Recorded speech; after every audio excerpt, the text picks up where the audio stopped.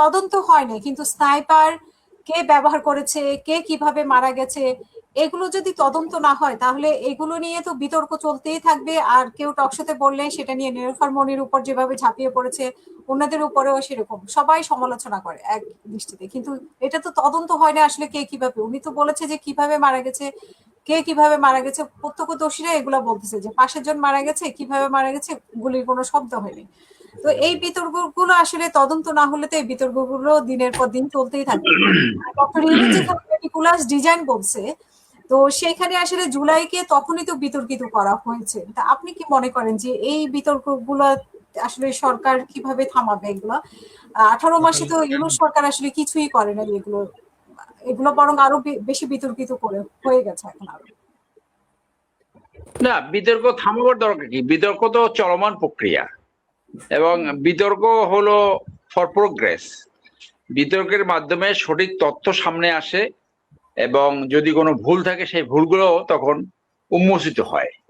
তো বিতর্ক তো থামাবার বিষয় না। আলোচনা, সমালোচনা, পর্যালোচনা তো চলমান প্রক্রিয়া, না, এগুলো তো হতে থাকবে। জুলাই কিভাবে হয়েছে, না, জুলাই নিয়ে বিতর্ক হতে তো কোনো বাধা নাই। এখন এই একজন উপদেষ্টা নাম আসলো না, তার একটা নিকনেম আছে, জাহিদুর রহমান। সে বলেন না সারোয়ার ভাই, বলেন না। সে টকশো কয়দিন শুরু করছে? এ তো ফ্লুক, অপরচুনিস্ট। ও টিভিতে কয়দিন কথা বলছে? জুমায় 6 দিন। তো যে কোনো কারণে হয়তো তারেক সাহেব পর্যন্ত পৌঁছতে পারছে এবং সুযোগ নিছে।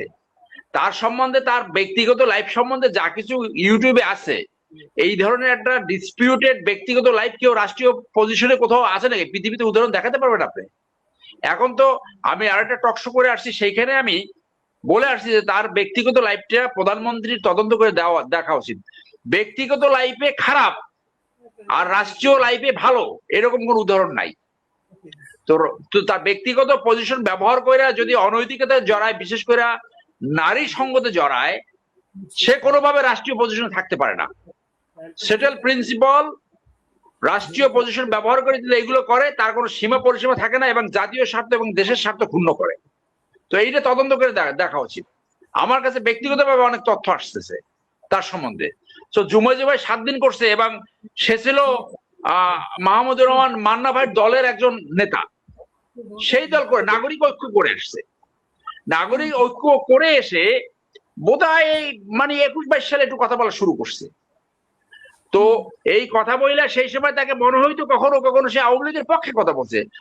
কথা বলার জন্য তাকে ধরে নাই, that cannot be the example. সেটা উদাহরণ হতে পারে না। উদাহরণ হলো, আমি জেল কাটছি 6 মাস, 11টা মিথ্যা মামলা ফেস করেছি। উদাহরণ হলো হাবিবুর রহমান হাবিব, টক শো করে টিভি থেকে বেরিয়েছে, ওইখান থেকে অ্যারেস্ট করে নিয়ে গেছে। আরো উদাহরণ হলো, অনেকে গুম, খুম এবং বিদেশে এক্সাইল যেতে বাধ্য হয়েছে। এরকম শত শত উদাহরণ দেওয়া যাবে। ওই সময় ওই এক জাহিদের ফ্রিডম অফ এক্সপ্রেশন দিয়ে সেই উদাহরণ is not a example at all. এই উদাহরণ টানা যাবে না। এই কথার সাথে আমি একমত। যে কোনো ইস্যু নিয়ে ডিবেট হতে পারে।